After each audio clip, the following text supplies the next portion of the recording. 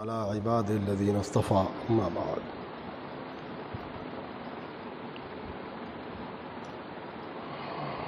قال الله سبحانه وتعالى بعد أعوذ بالله من الشيطان الرجيم بسم الله الرحمن الرحيم ينبأ الإنسان يومئذ بما قدم وأخر بل الإنسان على نفسه بصيرا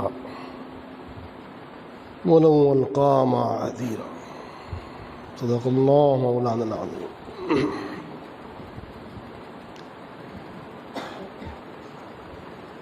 قابل سے احترام بزرگوں، معزز دوستوں، بلی سالہ تو یہ مجلس ذکر اللہ کی مجلس ہے، اللہ کو یاد کرنے کی مجلس ہے۔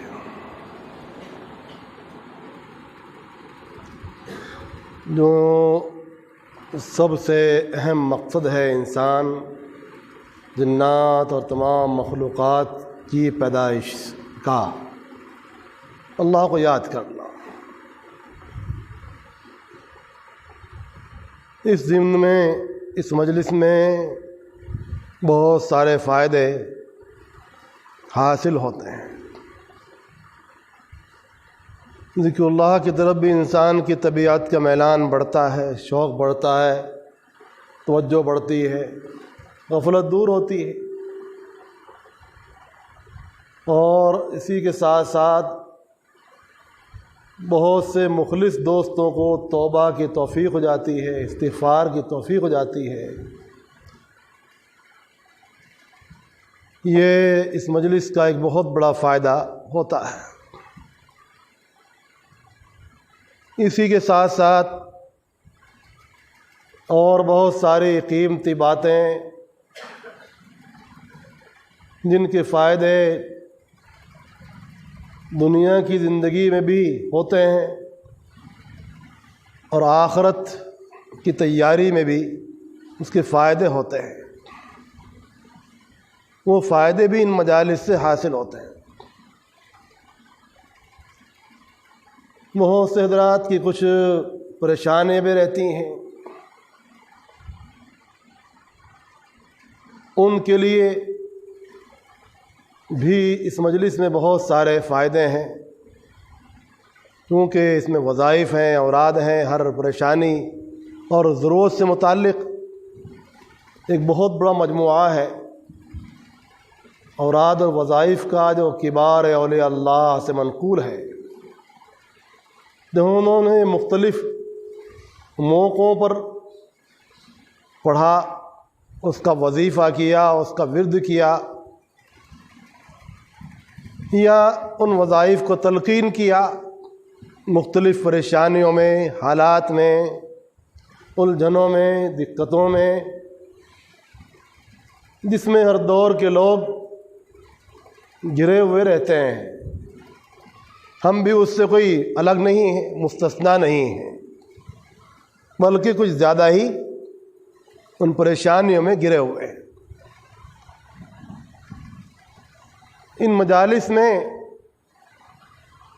ان کا حل بھی انسان کو حاصل ہوتا ہے۔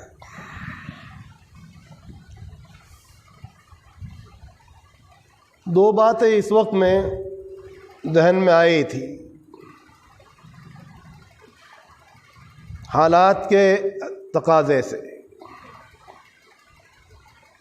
ان دو باتوں کو شروع ہی میں بتا دیتا ہوں تاکہ آپ مجھ کو یاد دلاتے رہیں۔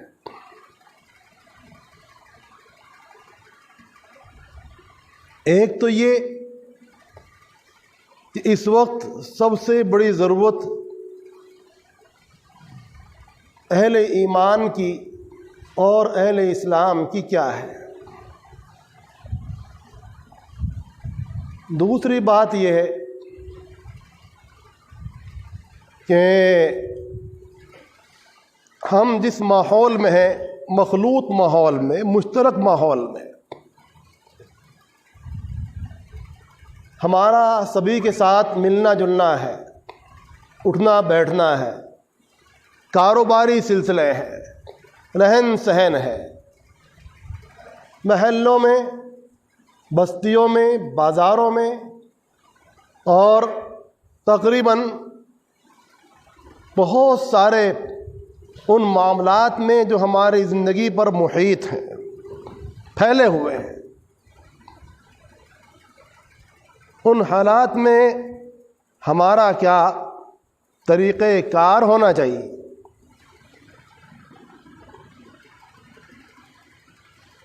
پہلی بات،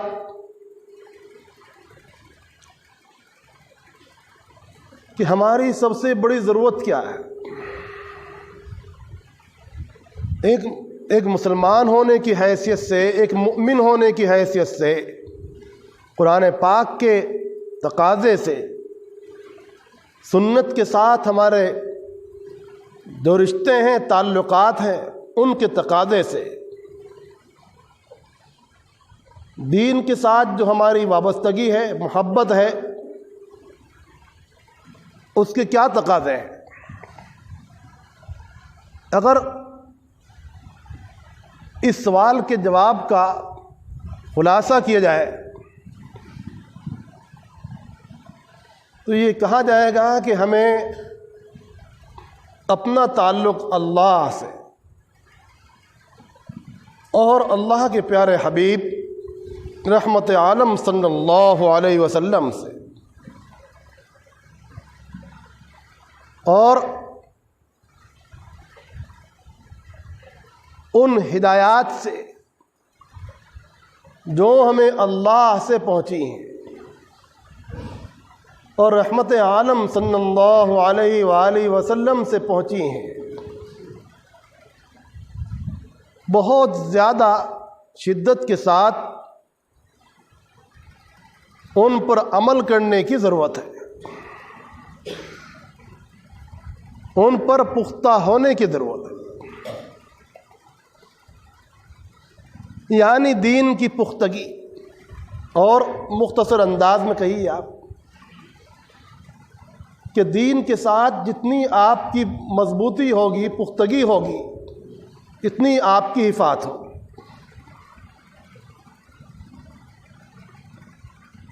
آپ اللہ کے دین کے جتنے محافظ ہوں گے، دوسری تعبیر، دوسرے انداز سے آپ اس کو ایسے بھی کہہ سکتے ہیں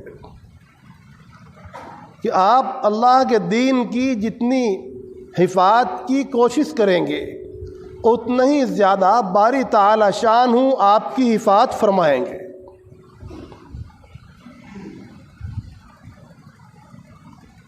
تیسرے انداز سے آپ اس کو یہ سمجھ لیجئے کہ دین کی حفاظت جو وعدہ تو اللہ پاک نے کیا ہے وہ ہم پر تو موقوف نہیں ہے، جو بھی اس میں کام آئے گا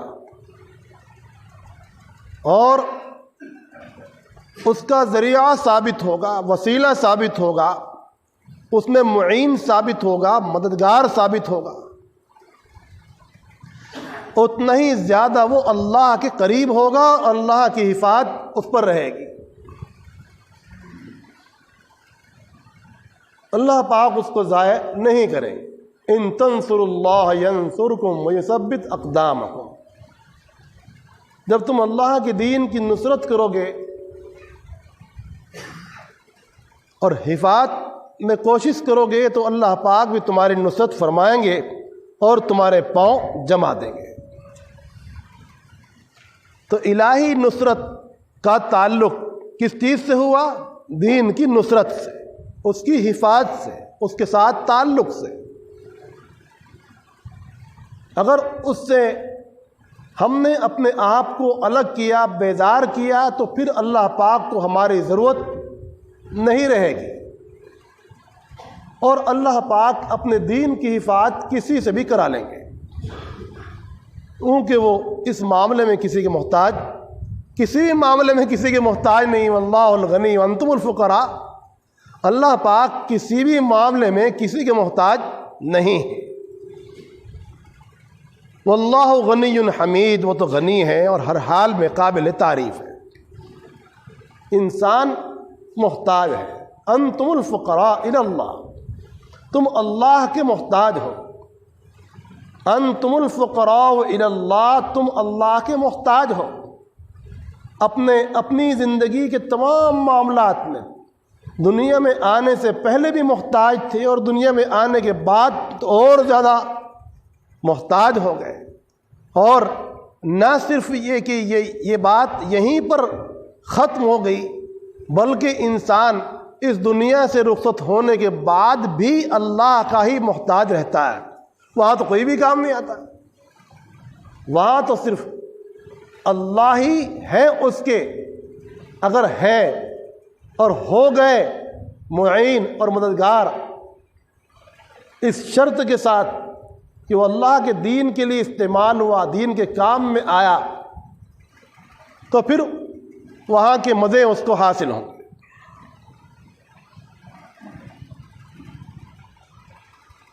یعنی ایک ایمان والے کو سب سے ضروری کام یہ ہے بحیثیت مؤمن ہونے کی کہ وہ اپنے ایمان میں مضبوط ہو، اعمال صالحہ کے اندر مضبوط ہو، خود بھی مضبوط ہو، اور اپنی اولاد کو بھی اس سلسلے میں اچھا گائیڈ کرے، اچھی رہنمائی کرے۔ ہر انسان یہ چاہتا ہے کہ اس کی اولاد خوش و خرم رہے، دنیا میں پھلے اور پھولے، اس کے پاس مکانات بھی ہوں، اس کے پاس کاروبار بھی ہوں، اس کے پاس یہ زندگی کا سامان بھی ہو، اس کے پاس یہ زندگی کا سامان بھی ہو، اسی میں اس کی ساری فکر، سارا بدن، دل، دماغ اور اس کی قوتیں خرچ ہوتی ہیں، ہو رہی ہیں۔ ہر انسان کا مطمع نظر اس کے آس پاس ہی گھومتا ہے، لیکن خوش قسمت ہے وہ انسان جو یہ بھی فکر کر رہا ہے کہ میری نسلوں کی دین کی حفاظت کیسے ہوگی، میری اولاد دین پر کیسے باقی رہے گی، وہ مسلمان ہو کر کیسے زندگی گزارے گی، اللہ کے ساتھ اور اللہ کے حبیب علیہ السلام کے ساتھ اس کا رشتہ کیسا رہے گا، قرآن پاک کے ساتھ اور سنت کے ساتھ اس کا رشتہ کیسا رہے گا، صلحاء کے ساتھ، علماء کے ساتھ، صلحاء کے ساتھ، اولیاء اللہ کے ساتھ، صحابہ کرام کے ساتھ، انبیاء علیہ السلام کے ساتھ میری نسلوں کا رشتہ کیسا رہے گا۔ یہی ہے بہترین گروہ، انبیاء علیہ السلام، صدیقین، شہداء اور صالحین، علماء، صلحاء، اولیاء اللہ، یہی ہے بہترین گروہ۔ اس کی فکر یہ بھی ہے کہ میری نسلوں کا تعلق ان طبقات کے ساتھ جن پر اللہ پاک نے انعام کیا کیسے رہے گا۔ جو یہ فکر کر رہا ہے اور یہ سوچ رہا ہے اور اس پر محنت کر رہا ہے، توجہ دے رہا ہے، وہ انسان، وہ مؤمن بندہ اللہ کے نزدیک بہت محبوب ہے، پیارا ہے۔ یہ سب سے بڑی ضرورت ہے کہ اللہ پاک نے جو ہمیں نعمت دی ہے اس میں ایک نقطے کی بھی کمی نہ ہے۔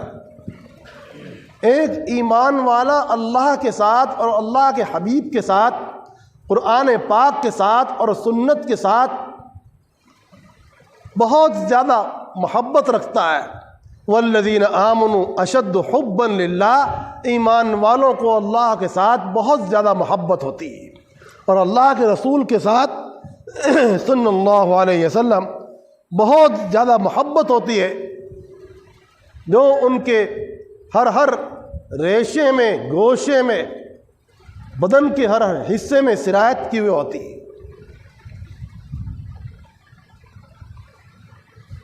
یہ ہے خلاصہ پہلے سوال کا۔ اس بات کی تفصیل تو بہت ہو سکتی ہے، مگر بہت مختصر گفتگو کرنا چاہتا ہوں، سمجھنا اور سمجھانا مقصد ہے۔ ایک تو ہمیں اس بات کی پوری کوشش کرنی ہے کہ ہماری نسلیں، ہماری اولاد، ہمارے متعلقین، ہمارے متعلقات،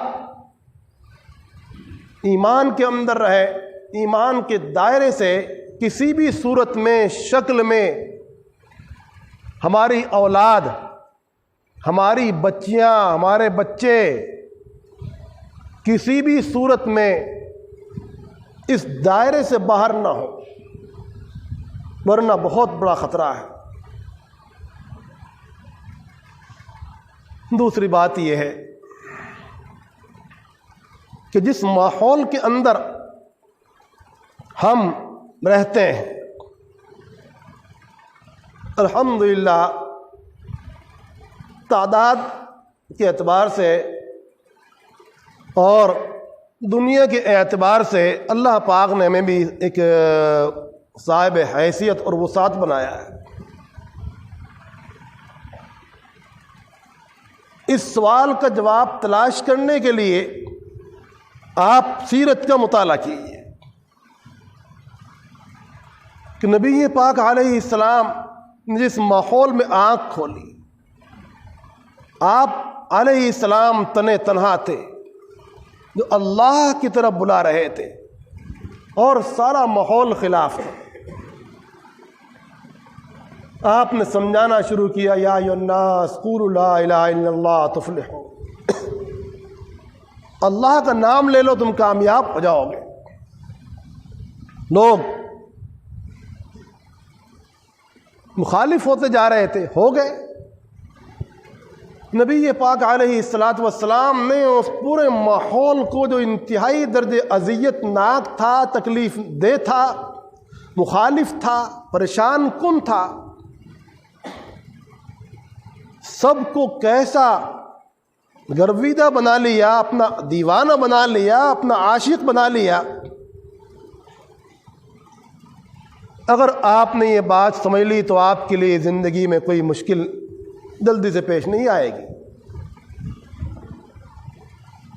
ہمیں سیرت سے یہ بات معلوم ہوتی ہے کہ آقا نامدار علیہ الصلاۃ والسلام کے اخلاق حسنہ نے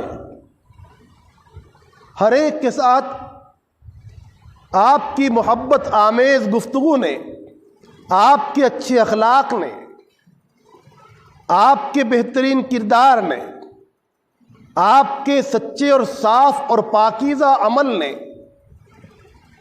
اور آپ کی بہترین خدمت نے، ہر انسان کی خدمت، جو بھی خدمت کا محتاج تھا، ضرورت مند تھا، اور اس میں آپ خدمت کر سکتے تھے، ضرورت کو دور کر سکتے تھے، ضرورت میں کام آ سکتے تھے، چاہے وہ کوئی بھی ہوا۔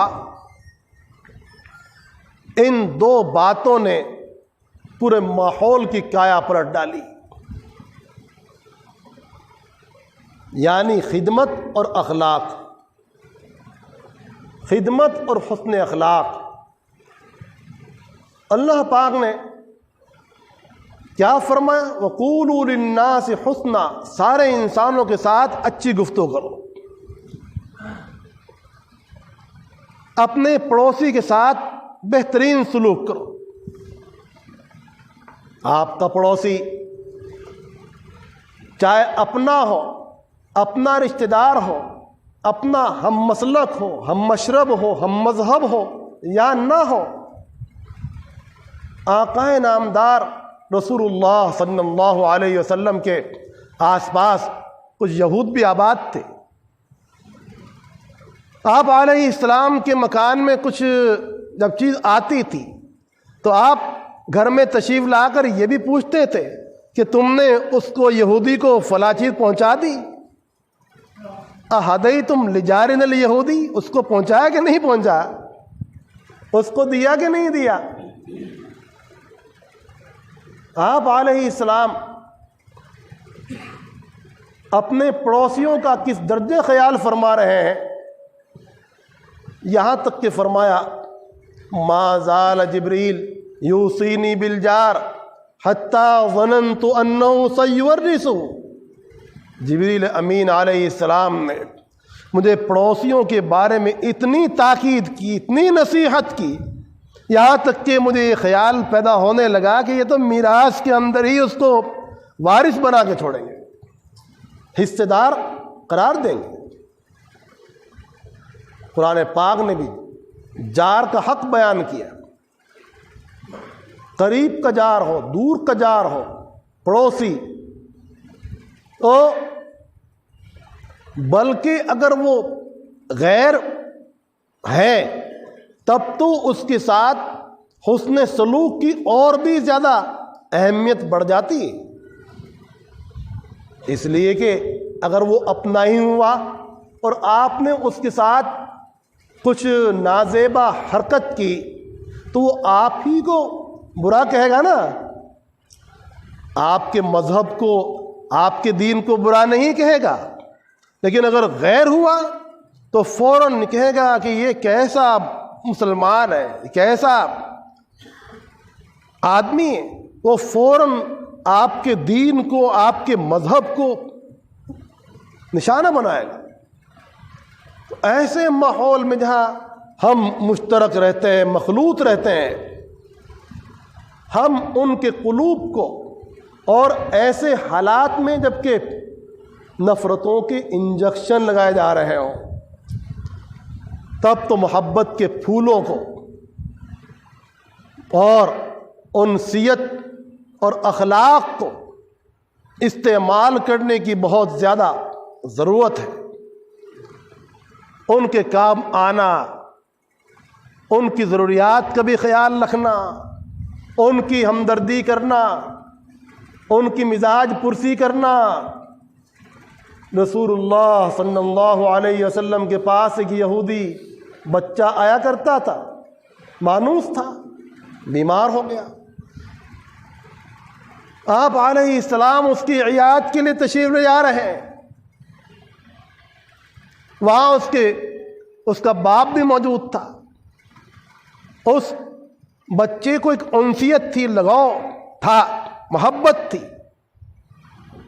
اس کے دل میں یہ خیال آیا کہ کاش کہ میں اسلام قبول کر لیتا، اور اس نے اپنے والد سے اس کا اظہار کیا، کہا کہ کیا حرج ہے، تمہارا آخری ٹائم ہے، کیا حرج ہے؟ آخرکار جانتے ہی تھے کہ اسلام ہی حق ہے، یہود تو جانتے تھے، یعرفونہ کما یعرفون ابناءہم، اہل کتاب تو جانتے تھے کہ یہی آخری پیغمبر ہے، آخری کتاب ہے، آخری پیغمبر ہے، آخری ہدایت کو لے کر تشریف لائے، ان کے بعد کوئی پیغمبر نہیں آئے گا، کوئی کتاب نہیں آئے گی، کوئی ہدایت کا صحیفہ نہیں آئے گا۔ ساری ہدایتیں قرآن و حدیث میں آ چکی، ساری سعادتیں قرآن و حدیث میں آ چکی، ساری برکتیں قرآن و حدیث میں آ چکی، ساری رحمتیں قرآن و حدیث کے ساتھ تعلق اور عمل میں منضبط ہو چکی، محفوظ ہو چکی۔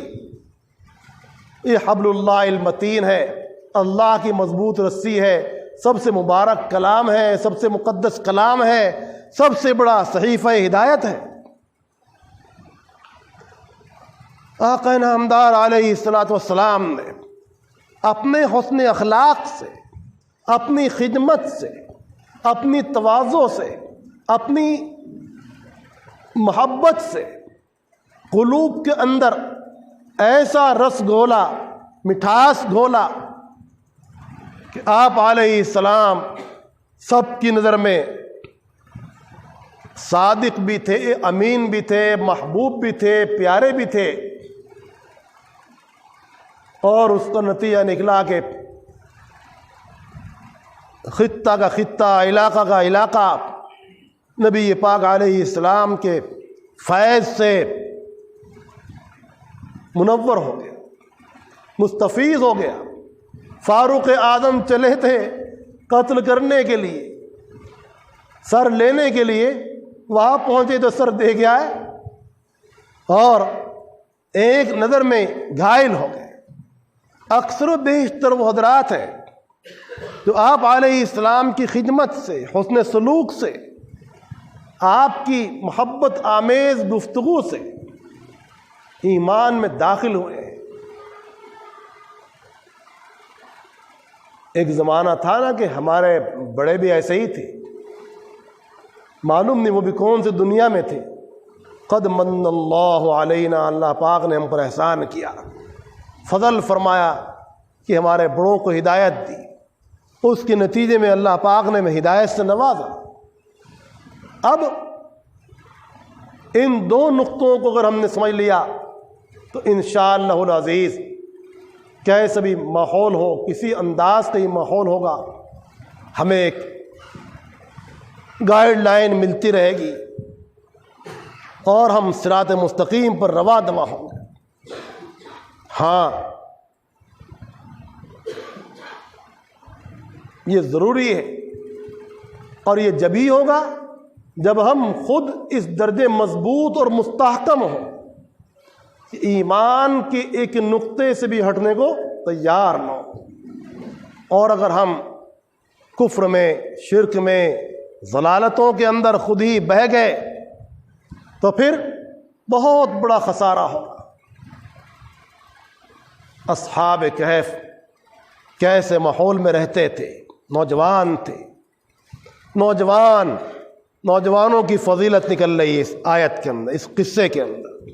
اللہ پاک نے یہ فرمایا کہ وہ نوجوان تھے اور اپنے رب پر ایمان لائے، غلط ماحول سے اپنے آپ کو انہوں نے نکالا، صالح ماحول میں، اچھے ماحول میں، نوجوانی کے اندر، اور اس کے لیے اکٹھا ہوئے، جمع ہوئے۔ جب ان کے دل میں جذبہ آیا، شوق آیا، اللہ پاک نے ان کو ایمان کا نور عطا فرمایا۔ انہم فتیۃ آمنوا بربہم وزدناہم ہدی، اور ہم نے ان کو اور زیادہ ہدایت کے اندر بڑھا دیا۔ وہ کیا ہدایت تھی؟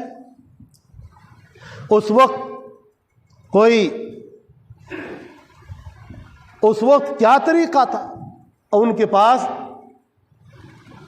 ایمان کے بعد اور کیا راستہ تھا؟ وہ ذکر تھا، وہ فکر اور مراقبہ تھا۔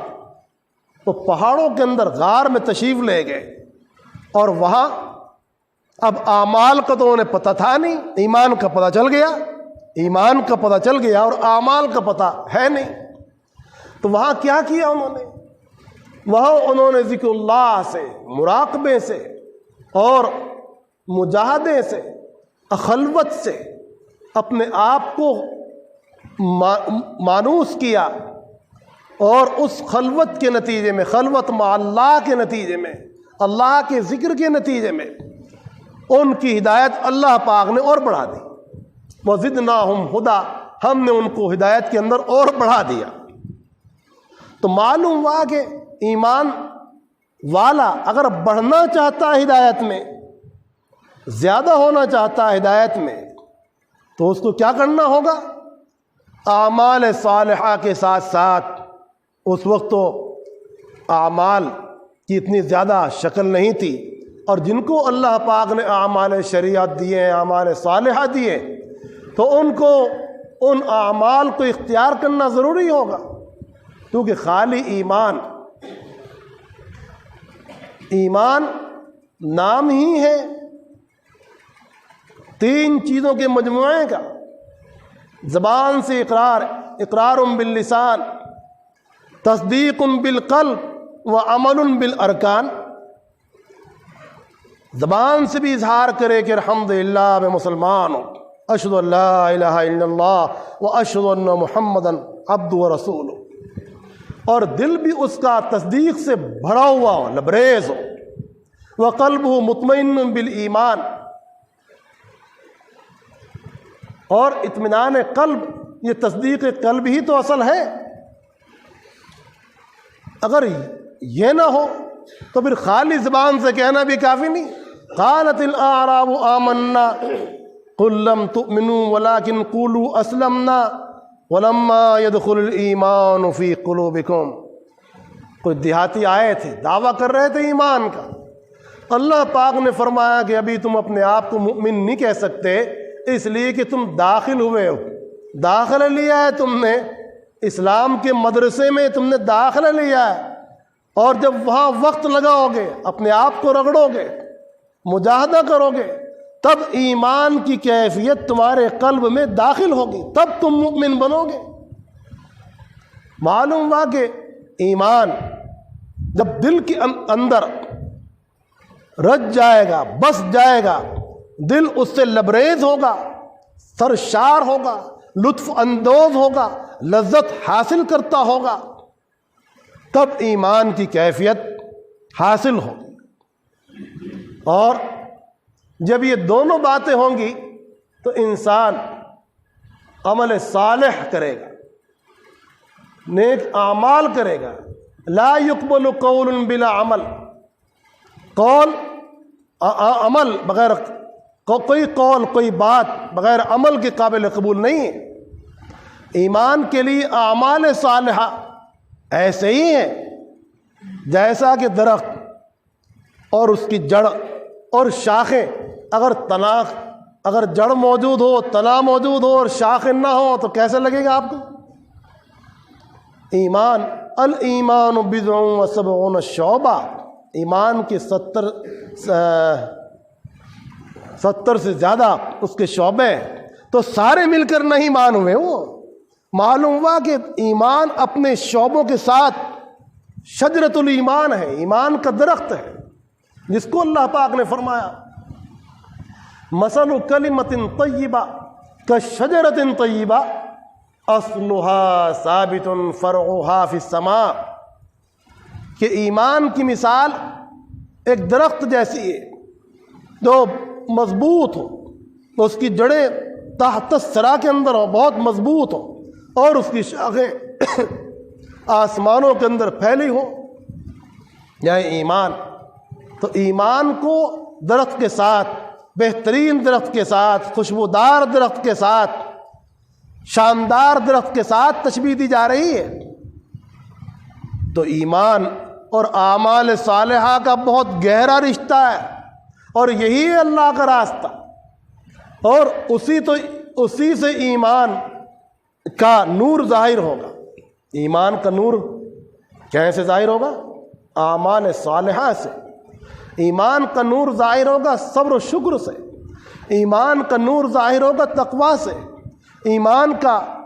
ایمان کی جڑ مضبوط ہوگی ذکر اللہ سے، کیونکہ ذکر اللہ پانی ہے، ذکر اللہ وہ ایمان کا وہ پانی ہے کہ جیسے انسان اپنی حیات کے لیے پانی کا کس قدر محتاج ہے، اگر پانی کی کمی پڑ جائے، پانی خشک ہو جائے تو اس کی حیات کا کیا بنے گا؟ ایسے ہی ایمان کے لیے ذکر اللہ کا پانی وہ بہت زیادہ ضروری ہے، اس کے بغیر ایمان کے درخت میں حیات ہی نہیں آ سکتی۔ تو ایمان آپ نے سمجھ لیا کتنی چیزوں کا نام ہوا، زبان سے اقرار کا، تصدیق قلبی کا، اور عمل بالاعضاء کا۔ اگر نماز نہیں پڑھی ہم نے اور ارکان نہیں ادا کیے، زکوٰۃ دینا، رمضان شریف کے روزے رکھنا، حج کرنا اور دیگر معاملات، تو ہمارا ایمان بہت ناقص ہو جائے گا۔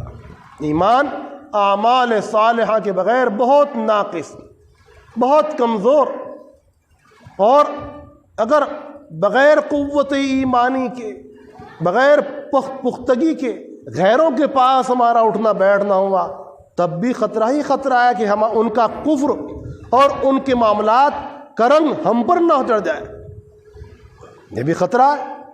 اس خطرے سے بھی اپنے آپ کو بچانا ہے، محفوظ رکھنا ہے۔ ایمان ان 3 کیفیات کا نام ہوا، اور شریعت عبادات کا نام ہے۔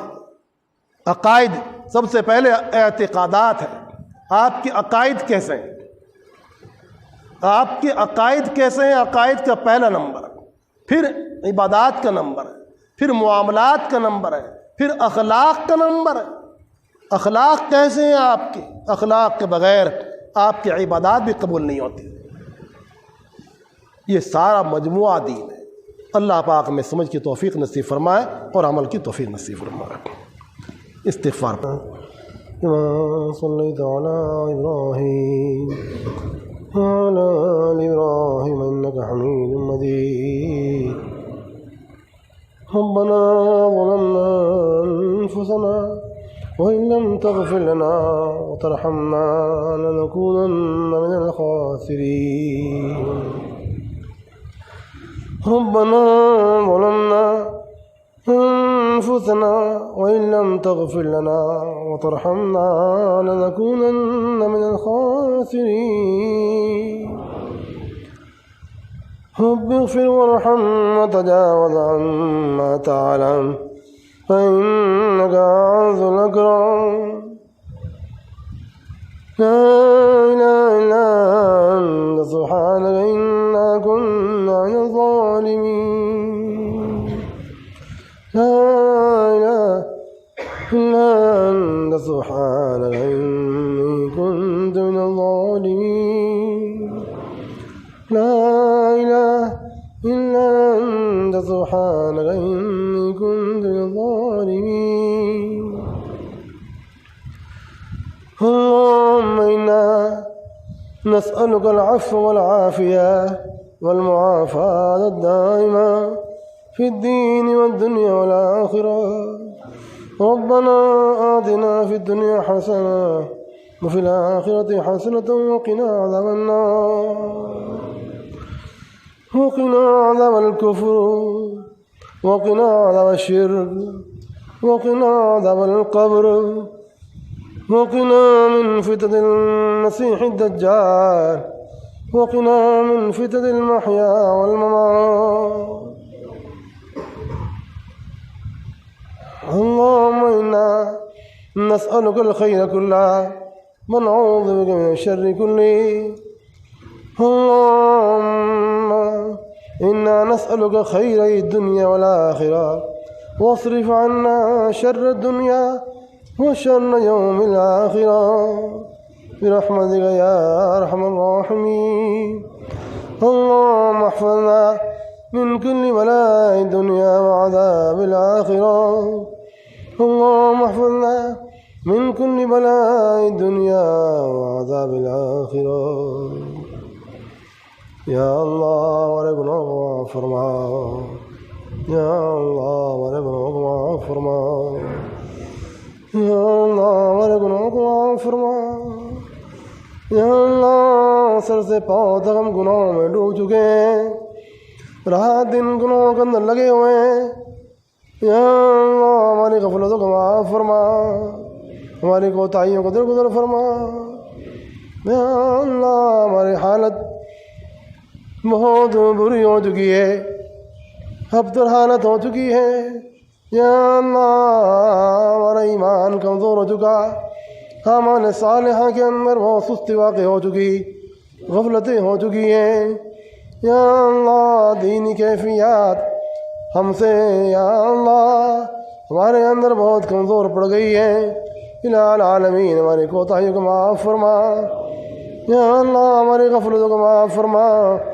یا اللہ رات دن ہم گناہ کرتے ہیں عمدن بھی کرتے ہیں اور نسیانن بھی کرتے ہیں سہون بھی کرتے ہیں یا اللہ لیلن بھی کرتے ہیں اور نہارن بھی کرتے ہیں بڑے بھی گناہ ہم نے کیے ہیں چھوٹے بھی گناہ ہم نے کیے ہیں یا اللہ آپ کا دربار ہے یا اللہ بڑے کریم ہے آپ کے دربار سے کوئی دربار بڑا نہیں ہے یا اللہ آپ سے کوئی بڑا نہیں آپ سے کوئی زیادہ رحم کرنے والا نہیں آپ تو یا اللہ ارحم الراحمین ہے ہمارے گناہوں کو معاف فرمائیے یا اللہ اگر ہمارے گناہوں کو آپ نے معاف نہ کیا ہم پر کرم نہ کیا ہم پر فضل نہ فرمایا اور ہماری ستاری نہ کی یا اللہ دشمن دنیا کی رسوائیوں سے ہمیں نہ بچایا یا اللہ آخرت کی عذاب سے ہمیں نہ بچایا تو ہم ہلاک ہو جائیں گے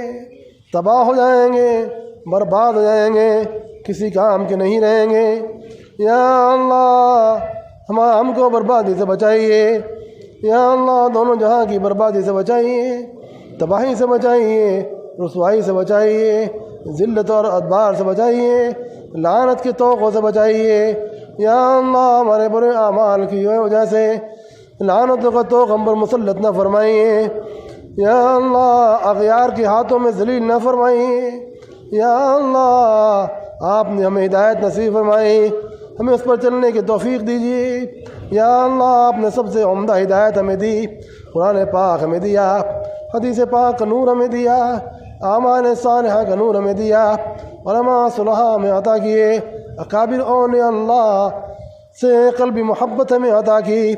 یا اللہ ان کے طفیل میں قرآن پاک کی ہدایات کا نور نصیب فرما، قرآن پاک کی ہدایات پر عمل کرنا آسان فرما، ہمیں بھی آسان فرما، ہماری اولاد کے لیے بھی آسان فرما، ہمارے بڑوں کے لیے بھی آسان فرما، ہمارے بچوں کے لیے بھی آسان فرما، ہمارے مردوں کے لیے بھی آسان فرما، ہماری عورتوں کے لیے بھی آسان فرما۔ یا اللہ ہماری نسل کی حفاظت فرما، ہمارے نوجوانوں کی حفاظت فرما، نوجوان بچوں کی حفاظت فرما، نوجوان بچیوں کی حفاظت فرما، اغیار سے حفاظت فرما، اشرار سے حفاظت فرما۔ یا اللہ فساق و فجار سے حفاظت فرما۔ یا اللہ جو لوگ آپ کو پسند نہیں ہیں یا اللہ ان سب سے ہماری حفاظت فرما، ان کے ساتھ شمولیت سے ہماری حفاظت فرما۔ یا اللہ اپنے محبوب میں داخل فرما، جو بندے آپ کو پسند ہیں اس گروہ میں شامل فرما۔ یا اللہ جو آپ کا محبوبوں کا گروہ ہے اس گروہ میں شامل فرما، اس گروہ میں داخل فرما، اور جو گروہ آپ کو پسند نہیں ہے اس سے ہماری حفاظت فرما، ہمارے بچوں کی بھی حفاظت فرما، ہماری بچیوں کی بھی حفاظت فرما۔ یا اللہ اغیار کے شر سے اور اپنوں کے شر سے ہماری جان کی حفاظت فرما، ہمارے اموال کی حفاظت فرما، ہماری اولاد کی حفاظت فرما، ہمارے کاروبار کی حفاظت فرما۔ یا اللہ ہمارے متعلقین متعلقات کی حفاظت فرما۔ یا ارحم الراحمین ہمارے پر رحم فرما۔ یا خیر الحافظ ہماری حفاظت فرما، جملہ آفات سے حفاظت فرما، بلاؤں سے حفاظت فرما، نا اتفاقیوں سے حفاظت فرما، آپس کی شکایتوں اور عداوتوں سے ہماری حفاظت فرما۔ یا اللہ آپس کی عداوتوں سے ہماری حفاظت فرما، شکایتوں سے ہماری حفاظت فرما۔ یا اللہ ہر قسم کی شقاوتوں سے ہماری حفاظت فرما، بدبختیوں سے ہماری حفاظت فرما۔ یا اللہ ہمیں تک خیر نصیب فرما، دنیا کی خیر بھی نصیب فرما، دنیا کی برکت بھی نصیب فرما، دنیا کی سعادت بھی نصیب فرما، دین کی سعادت بھی نصیب فرما، آخرت کی بھلائی بھی نصیب فرما۔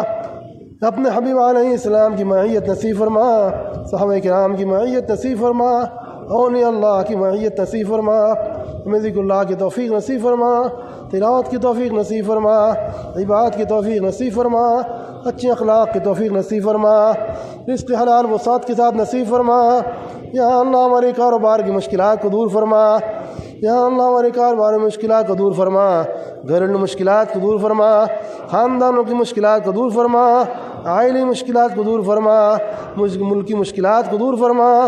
یا اللہ بیماریوں کو ختم فرما، یا اللہ جو وبائیں چل رہی ہیں ان کو ختم فرما۔